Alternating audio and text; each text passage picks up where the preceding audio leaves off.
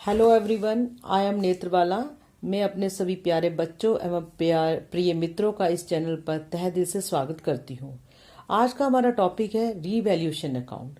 सबसे पहले हम इसका मतलब समझाते हैं। रीवैल्यूएशन मीन्स सभी एसेट्स और लायबिलिटी का दोबारा से वैल्यूएशन करना। जब हम दोबारा से वैल्यूएशन करते हैं तो इसी को री कहते हैं और इसी का वैल्यूएशन करने का मतलब रीवैल्यूएशन अकाउंट कहलाता है।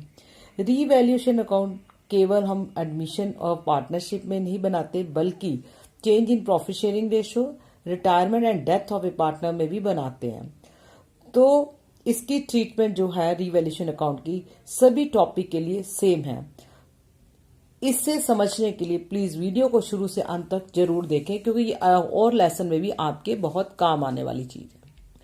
चलो हम आपको बताते हैं कि इसके बनाने का कारण क्या है। At the time of admission of a partner, when new partner admit in a firm, then it becomes necessary to revalue all assets and liability of the firm to know the exact true and fair value of assets and liability. This is done because with the passage of time. इसका मतलब है कि जब हमारा समय बीत जाता है तो हमारे कुछ एसेट्स की वैल्यू माइट बी इंक्रीज और डिक्रीज। समय बीतने में हमारे कुछ एसेट्स की वैल्यू कम भी हो सकती है, ज्यादा भी हो सकती है। And actual value of various assets and liability may be different from the value stated in the balance sheet. जो एक्चुअल वैल्यू प्रेजेंट में है वो बैलेंस शीट से अलग हो सकती है। And that is why new partner should not suffer because of reduction in the value of asset, not should be benefited by increase in the value of assets.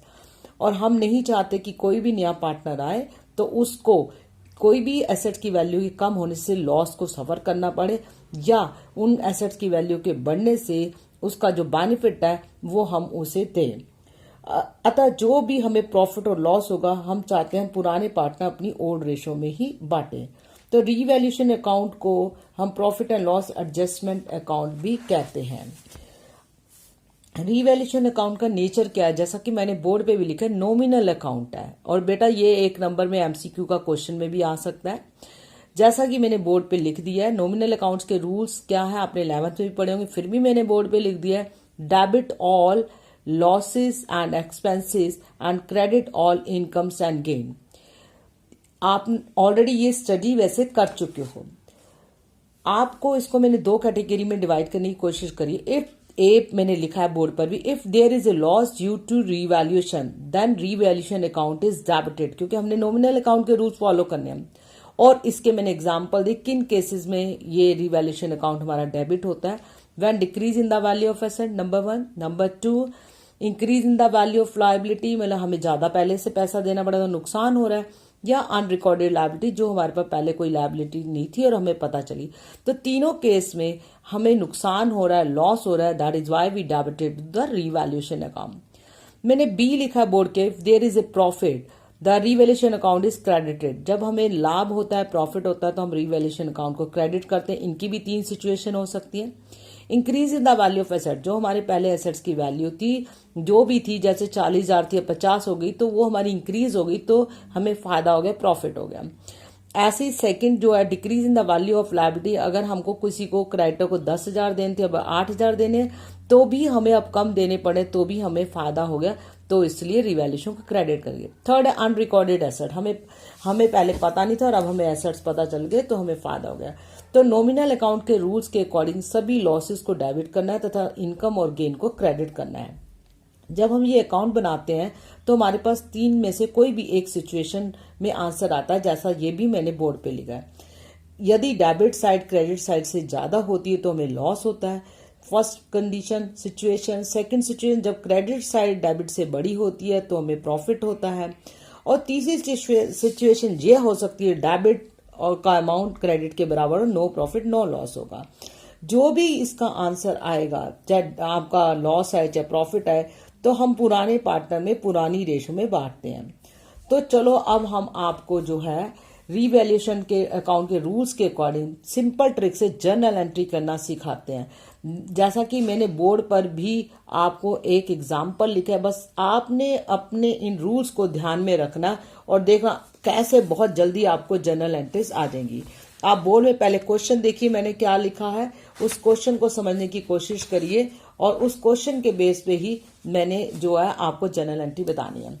मैंने number 1 बताया book value of stock is ₹50,000 and revalued at ₹40,000।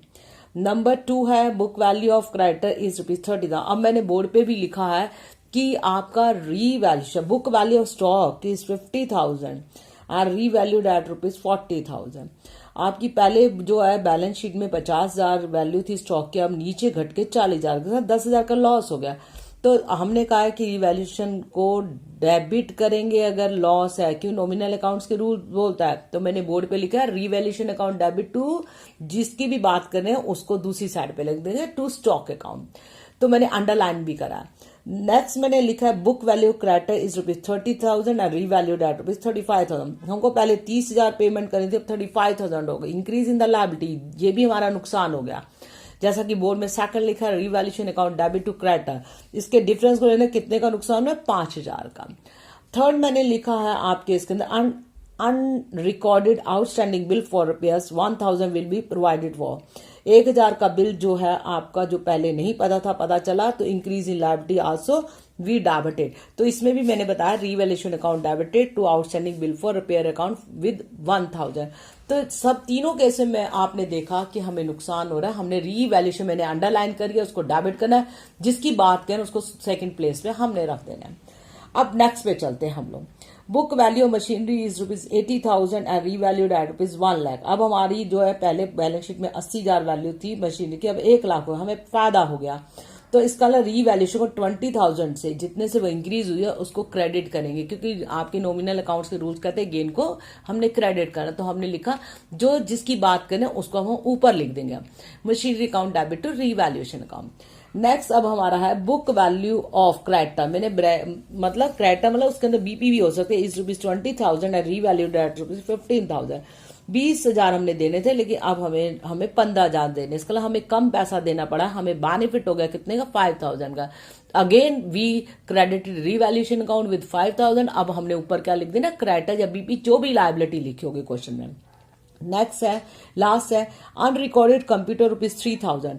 आपके unrecorded computer जो है question में दिए हुए हैं कितने के, हमारे पास एसेट्स नहीं थे, अब पता चला तो फायदा हो गया। रिवैल्यूएशन अकाउंट हमारा जो है वो 3,000 हुआ और हमारा ऊपर कुछ नहीं था, कंप्यूटर जो है वो 3,000 हो गया। तो इस तरीके से हमने इसकी सिंपल ट्रिक से जर्नल एंट्री करनी है। मैंने लास्ट में आपको प्रॉफिट का बताया है क्योंकि मैंने रिवैल्यूएशन अकाउंट बना के बताया हुआ। नेक्स्ट आपको जो मैं बताने वाली हूँ, तो उससे डेबिट क्रेडिट का हमने कंपैरिजन करा, तो हमारे पास जो क्रेडिट बैलेंस ज्यादा आया, डेबिट कम हुआ। That is why we enter the entry for profit revaluation account debit to A's capital to B's capital. आपका 12,000 का प्रॉफिट आया जब हम अकाउंट बनाते हैं, उसको ओल्ड रेशियो में 3:2 में बांटा। अभी 12,000 कैसे आया मैं आपको अकाउंट जब बना के बताऊंगी तो आपको इसका कॉन्सेप्ट भी क्लियर होगा। तो मुझे लगता है आपको जर्नल एंट्री वेरी इजीली आपको समझ आ गई होगी। तो चलो अब हम थर्ड स्टेप पे चलते हैं। हमारा रिवैल्यूएशन अकाउंट का परफॉर्मा क्या है। रिवैल्यूएशन अकाउंट का परफॉर्मे में अब देखो वही जो मैंने उसमें लिखा पहले उसमें बताया वही बात है। डेबिट साइड में आपको ऑल लॉसेस दिखाने हैं, जैसा मैंने फॉर्मेट में भी दिखाया हुआ, परफॉर्मा में दिखाया हुआ, to decrease in the value of asset, to increase in the value of liability, to unrecorded liability. और मैंने अमाउंट में लॉस लिख के दिखा कि जो भी नुकसान होगा उसको डेबिट लिखना है। अब ऐसे इसके परफॉर्मे में क्रेडिट में देखो by increase in the value of asset, by decrease in the value of liability, by unrecorded assets. अगर आपका डेबिट का अमाउंट ज्यादा आता है क्रेडिट का कम आता है तो by loss on revaluation transfer to old partners capital in old ratio. अगर क्रेडिट का अमाउंट ज्यादा आता है डेबिट का आपका जो है कम आता है तो हमारा प्रॉफिट हो गया, तो वो हमारा प्रॉफिट जो है आपका ओल्ड पार्टनर्स में ओल्ड रेशियो में बांटा जाएगा। अब इसी को मैंने प्रैक्टिकली जो है रिवैल्यूएशन अकाउंट में भी ट्रांसफर करके दिखाया। इस फॉर्मेट को देखते हुए देखो हमारी स्टॉक की वैल्यू कम हो रही है, 10,000 से हमने शो करा टू स्टॉक, टू क्रेडिटर 5,000 से कम हो रही है। आउटस्टैंडिंग रिपेयर बिल आपका 1,000 पहले आपने ये कर दिए। अब आपकी जो इससे जो बढ़ रही है हमारी जो गेन हो रहा है by machinery 20,000, by bills payable या क्रेडिटर बोल सकते हैं 5,000 या बाय अनरिकॉर्डेड कंप्यूटर 3,000। तो टोटल हमारा क्रेडिट साइड का 28,000 आ रहा है। और हमने जब टोटल करा डेबिट का तो कितना है 16,000। इसका मतलब credit side more than debit side, इसका डिफरेंस है 12,000 का। ये 12,000 हम ओल्ड पार्टनर में ओल्ड रेशो में 3:2 में बांट देंगे, जैसा कि मैंने ये एक एक कॉन्सेप्ट को आपको बोर्ड में करके दिखाया। और इसी की जर्नल एंट्री में जो है लास्ट में आपकी क्या बन गई, revaluation account debit to A's capital to B's capital, ये पार्टनर्स कैपिटल में ओल्ड पार्टनर्स में ओल्ड रेशो में हम बांटेंगे। और I hope you all understand the total concept of revaluation account regarding their need, journal entry and understand the reason also why we prepare revaluation account. यदि आपको मेरी video अच्छी लगी हो तो प्लीज मेरे चैनल को like, share, comments and subscribe जरूर करें। अगली वीडियो में मैं आपको partners capital account and balance sheet को कैसे बनाते हैं मैं समझाऊंगी। Thank you for watching my video.